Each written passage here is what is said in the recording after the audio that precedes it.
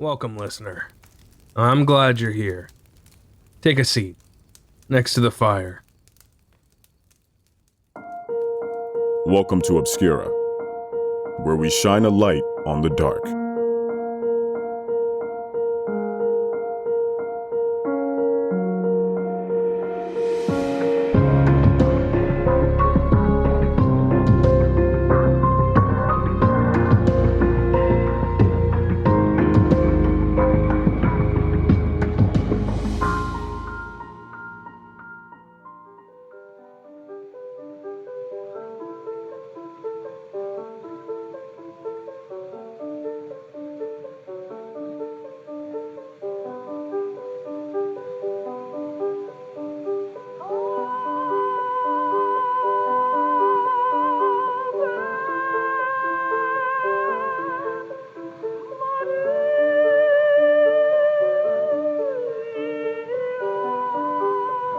You're listening to Alessandro Morosecchi singing Ave Maria.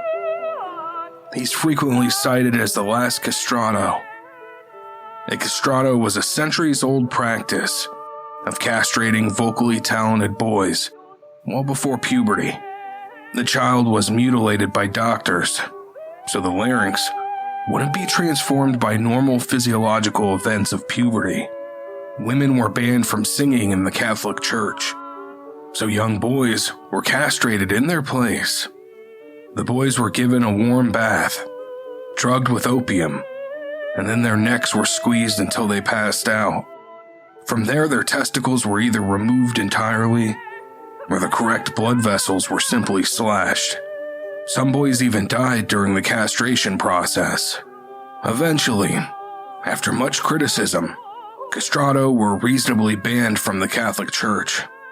But let's say there was a supposed accident. If a child allegedly fell and their testicles were injured, or perhaps they got a hernia, then the church would happily accept new castrati into their fold with open arms. These new children were operated on much the same way, of course. With the diminishing numbers of castrati on hand, became a valuable trade. The boys fell out of singing, they were accepted into the church as priests. They needed that work, because they wouldn't be accepted elsewhere. There were a number of physiological effects that came with the territory. Not only were they unusually tall, due to the growth plates in their legs not fusing shut, but they had large breasts, buttocks, and developed osteoporosis. Beyond that, they usually had a childlike facial appearance. Alessandro Morosecchi supposedly grew resentful of his status as a castrato. It destroyed his marriage. He wasn't able to conceive, and his wife, after realizing that she wanted children, left him for another man. And since he was the last of his kind, he must have felt alone in the world towards the end. At age 63, he died of pneumonia.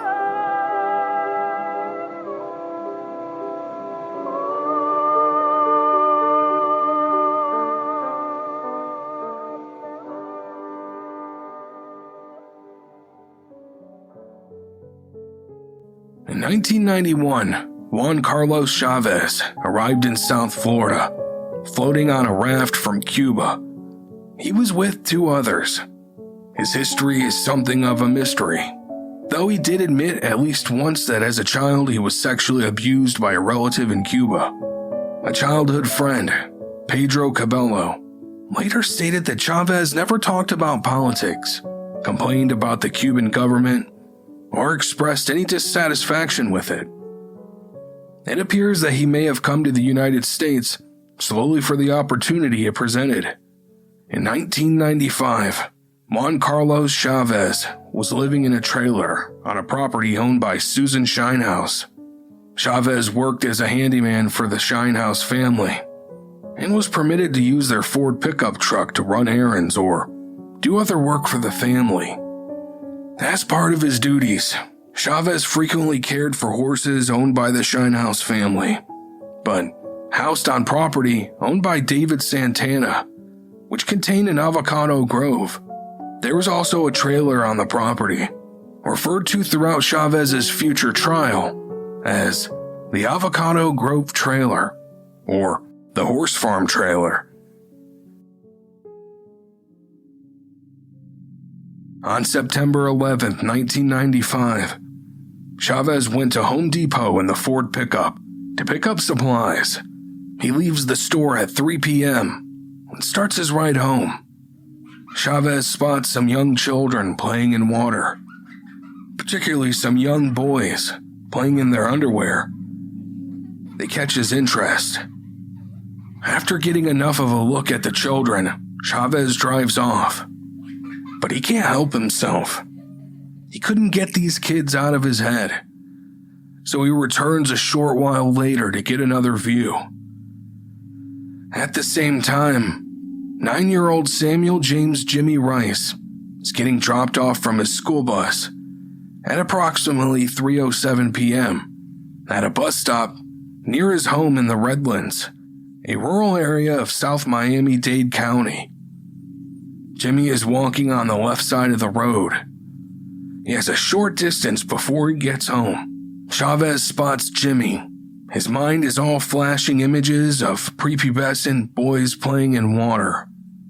But this boy is alone, and no one is around. Chavez turns the Ford pickup around. He stops right in front of Jimmy's path, the nose of the truck facing the 9-year-old. Jimmy stops dead in his tracks. Chavez climbs out of the cab of the truck. He pulls out a .38 caliber pistol he's stolen from Mrs. Shinehouse. Chavez points the gun at the child and asks him if he wants to die. Jimmy responds that he doesn't. Chavez tells him to get in the truck. Afraid and alone, Jimmy does as the scary man says. He removes his backpack and puts it between his legs. Chavez climbs into the truck with Jimmy, still holding the handgun.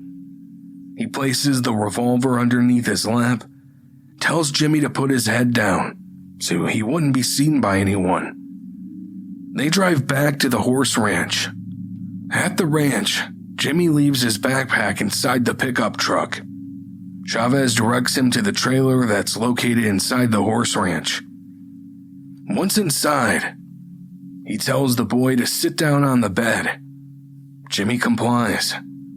Chavez takes a seat on a black office chair close by. He places himself between the child and the entrance of the trailer. Here he begins to talk to the boy. He notices that Jimmy is nervous. Chavez asks why he's scared. The child begins sobbing. Jimmy asks why Chavez has brought him here. Why did he take him? Chavez responds with a question. He asks the trembling child, "Why do you think I took you?" Jimmy doesn't answer. There's a pause. Something hanging in the air. And then Chavez tells the child to remove his clothes. Jimmy removes his shirt. Chavez tells him to remove the rest. The boy strips down to his underwear. Chavez tells him to go lay in his bed. The boy complies. Chavez enters the nearby bathroom area of the trailer looking for something. Digging around, he finds a see-through plastic container with blue lettering on it. He rubs some of the contents of that container on his fingers to see if it would burn. It didn't. He goes back to where the boy is, and he begins rubbing the unknown substance to Jimmy's rectum. Jimmy asks what he's doing. Chavez responds, "What do you think I'm doing?" Jimmy asks, "What are you going to do?" Chavez responds, "What do you think I'm going to do?" Listener, if you're sensitive to this kind of thing and you don't want to know facts straight out of the case file, I understand. Now's your cue to skip ahead. The man unzips his pants and he rapes the 9-year-old boy. He will later admit in an interrogation that he imagined the boys in their underwear playing in water. He sees those boys in the canal, the image of them in his mind, and he ejaculates. Chavez and Jimmy get dressed and leave in the truck. He intends to leave Jimmy in the area where he picked him up. However, upon nearing the area where he had abducted Jimmy, Chavez notices that police cars are present. believing that someone reported Jimmy missing, that they were looking for the boy. Chavez keeps Jimmy's head down in the truck, and they return to the horse farm. Chavez is noticeably agitated on the way back. Once inside the trailer, Jimmy is trembling and crying, and he asks, "What's going to happen to me? Are you going to kill me?"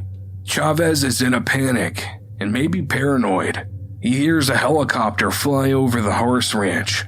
He believes the helicopter belongs to the police, that the police are searching for the child.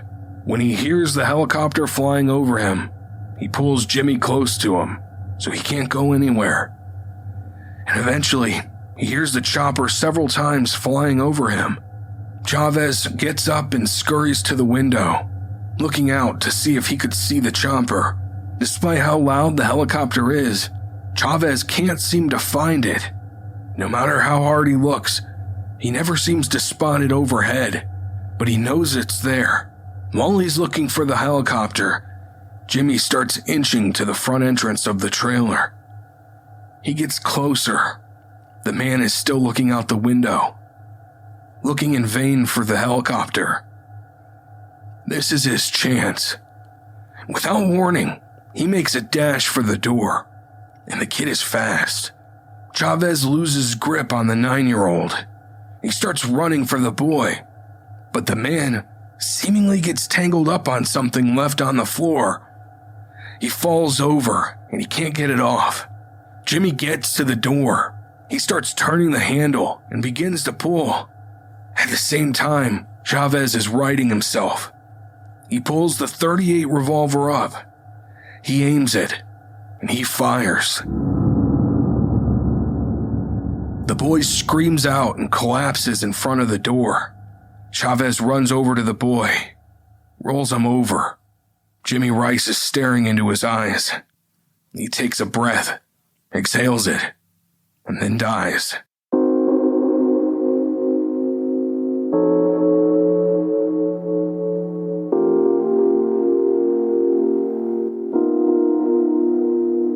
Chavez places Jimmy's body in a metal barrel. He found the barrel abandoned at the horse farm. He transports the barrel containing the child's body from the horse farm to the Shine House residence, where he removes the barrel and places it in his disabled van, which is parked in the stable area. Chavez removes Jimmy's book bag from the pickup and carries it with him to his own trailer. That night, Chavez looks at some of the notepads inside Jimmy's book bag. He notices blood on his own clothing and eventually destroys the clothes. During the night and into the next morning, all he can think about is what he's going to do with Jimmy's body. 2 or 3 days later, Chavez attempts to use a backhoe on the Shine House property to dig a hole in which to bury Jimmy, but the machine won't operate properly. Chavez remains concerned, particularly when he notices that the lid of the barrel, which contained Jimmy's body, had come off. Chavez pulls Jimmy's body from the barrel onto a piece of plywood, and from there, his remains fall to the ground. Chavez gets a saw and begins to dismember Jimmy's body with the use of the tool. It took Chavez a while to fully dismember the body, as he kept getting sick and vomiting. He places 3 of Jimmy's parts in 3 planters, then goes into the stable area, and he locates some cement bags. With the cement, Chavez fills and tops the planters with it. In December of that year, Miss Shinehouse begins to suspect that Chavez was stealing from her. She started to notice that the jewelry and other items of value were starting to go missing. But what was most alarming was that her .38 revolver was gone. This placed her in a position where Shinehouse didn't want to confront the man directly.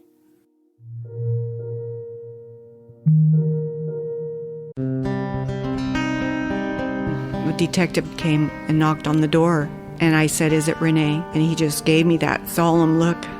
It was the worst day ever. The Proof podcast is back with a new case and a new season. 23 years ago, 18-year-old Renee Ramos went missing. Her body was later found in an empty Home Depot building on the edge of town. I don't think that they arrested the right people. It's about time somebody's trying to do something. She had a black eye about 2 weeks before she was murdered. They are involved. They definitely had her body and her backpack. You know people are going to judge you, right? Of course. They're judging me now. They've been judging me damn near my whole life. You can listen now to Season 2 of Proof, wherever you get your podcasts, and follow along with us as we reinvestigate the murder at the warehouse. I have to ask, did you kill Renee? American Criminal is a new true crime podcast from the studio behind American Scandal and American History Tellers. Every week, you'll fall deeper into the riveting stories of the country's most clever, craven, and cruel criminals. Fraud, theft, murder, and worse. Whatever the case, whoever the criminal, you don't know the whole story until now. The debut season tackles one of the most sensational cases of the 20th century, the Menendez murders. In 1989, young Lyle and Eric Menendez brutally shot their own parents. Prosecutors and the press said it was a multi-million-dollar inheritance that led two greedy rich kids to murder. But the picture-perfect facade this Hollywood family built hid troubling abuse. Could these teenagers have been driven to kill? Or was it even in self-defense? Listen now. Go to AmericanCriminal.com or search for and follow American Criminal wherever you get your podcasts. Finally, she resolved to obtain the evidence herself with the help of a locksmith. And on December 5th, 1995, while Chavez was away for the day, Mrs. Shinehouse and her son, Edward, entered the trailer located on her property, which Chavez occupied.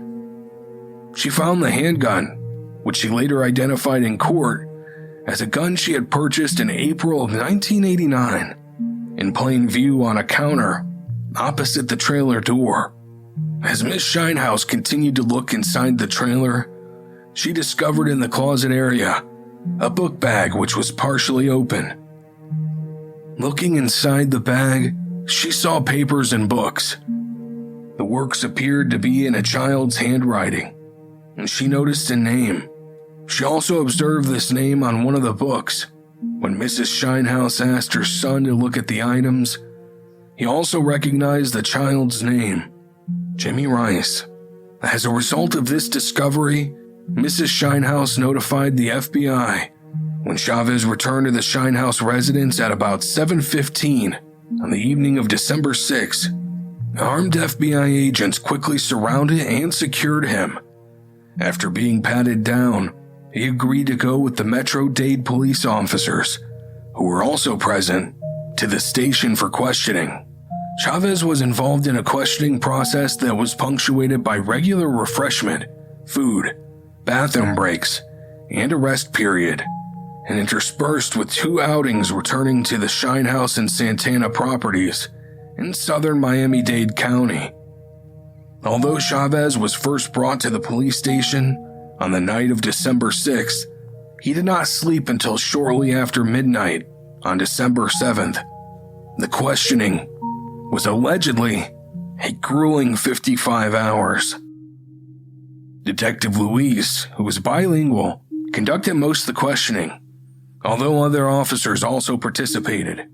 Various police detectives, an FBI agent, Mrs. Shinehouse, and an independent interpreter all had opportunities to observe Chavez at various times throughout this period.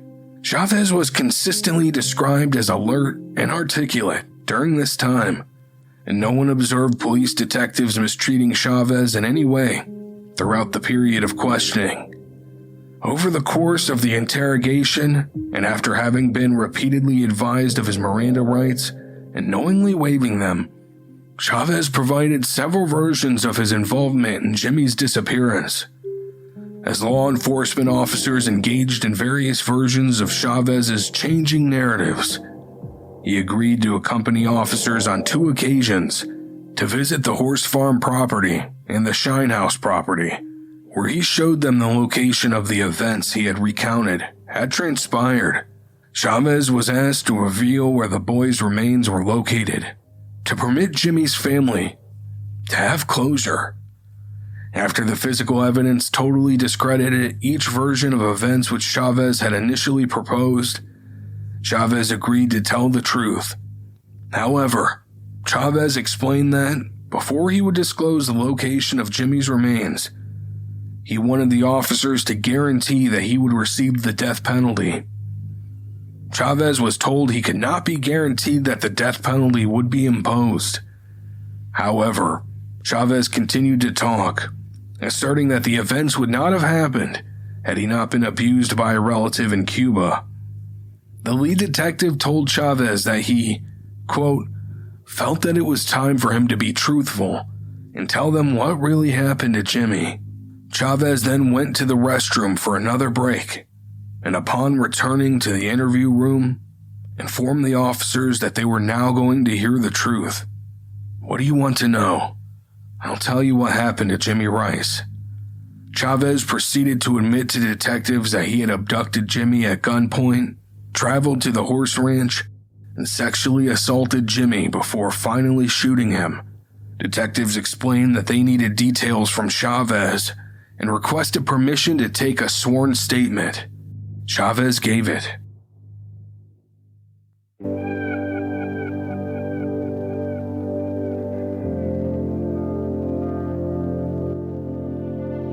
In the fall of 1998, Chavez was convicted of kidnapping, sexual battery, and capital murder. He was sentenced to death. The Florida Supreme Court confirmed his conviction and sentence on November 21, 2002. According to WUFT, Chavez spent his last days housed in a death watch cell, measuring 12 feet long, 7 feet wide, and 8.5 feet high, in the Florida State Prison near Stark, Florida. By request, Chavez's last meal included a ribeye steak, fries, hot sauce, a mix of mangoes, bananas, and papayas, strawberry ice cream, and mango juice. Following the meal from noon to about 2:30 p.m., inmates may receive a visit from a religious advisor at his or her cell front. Chavez spoke with a Catholic spiritual advisor. The final chapter in one of the nation's most gripping cases involving violent crimes against children is almost here. Convicted killer Juan Carlos Chavez will be put to death. Tonight, West 2's Greg Fox has emotional reaction from the father of victim Jimmy Ryce and how the law bearing his name could be changed to protect others from predators. Let's say we all dated at Orlando, Orange County, Florida on this. The long road to punishment for Juan Carlos Chavez began in Orange County. The tearful father of his victim watching when a jury in '98 convicted Chavez. You know, we've suffered a terrible loss. A loss that you don't wish on anyone. Now, Don Ryce is praising the governor's signature on the death warrant to end Chavez's life next month and offer him some comfort for the brutal murder of his son, 9-year-old Jimmy, in 1995. If there was ever anyone in the world who deserved to die, it's the man who did that. This is not about seeking revenge. There's a big difference between seeking revenge and seeking justice. Jimmy's disappearance generated headlines and a widespread search that ended with the discovery of his dismembered body on Chavez's property. In his memory, Florida lawmakers passed the Jimmy Ryce Act, which gives the state power to detain sex offenders indefinitely after they've served their sentences. But it's had flaws. There's going to be another little child on the news with an Amber Alert. Rain Periwinkle has been urging changes to keep sexual predators locked up since her daughter Cherish was killed last June. Suspect Donald Smith, a convicted kidnapper, was let out despite rules under the Ryce Act that should have kept him jailed. There were red flags. While lawmakers consider changes to honor Jimmy's life, there will be no freedom for his killer. The execution itself was delayed 2 hours during the final appeal process. As I'm sure you've heard in other episodes, this isn't uncommon. The U.S. Supreme Court denied the appeal by 7:30 p.m. The execution was ordered to go on. According to the Tampa Bay Times, Chavez's last statement came in a rambling handwritten note penned hours before his death. In it, he made no apologies to the Ryce family. A prison official supervising the execution asked Chavez if he wanted to make a final statement. Chavez declined, and the first of 3 drugs were administered. Within a few minutes, a sedative took effect. Chavez yawned and closed his eyes. At one point, the corrections officer said his name, Mr. Chavez, 3 times to make sure he was asleep. The official then leaned over Chavez and shut his eyelids. As the lethal components in the injection took effect, Chavez moved his feet slightly. His body lay still for several minutes. A doctor examined Chavez's eyes, nose, and mouth. A stethoscope detected no heartbeat. At 8:17 p.m., the corrections officials declared Chavez's death. Throughout the process, none of the 19 witnesses showed any emotion as he walked from the room with the aid of a cane. However, there was clear pain in Jimmy's father's eyes. There is no pleasure in watching a man die, even an evil man like Juan Carlos Chavez. And I don't expect to enjoy it in any way, but I have no real pity for the man when I think of how he killed my son the way he did, enjoyed it the way he did, and reveled in it.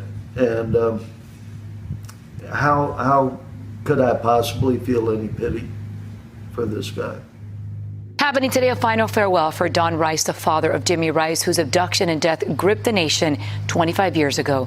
Family and friends are gathering in Kendall for his funeral and burial. The 76-year-old died last week at his home in Vero Beach. Law enforcement with bloodhounds are at the service that is underway right now. Don Ryce and the foundation created by him and his wife in Jimmy's honor has provided bloodhounds for police agencies locating missing children, something not available when Jimmy Ryce was abducted and murdered. He'll be buried next to Jimmy and his wife, Claudine.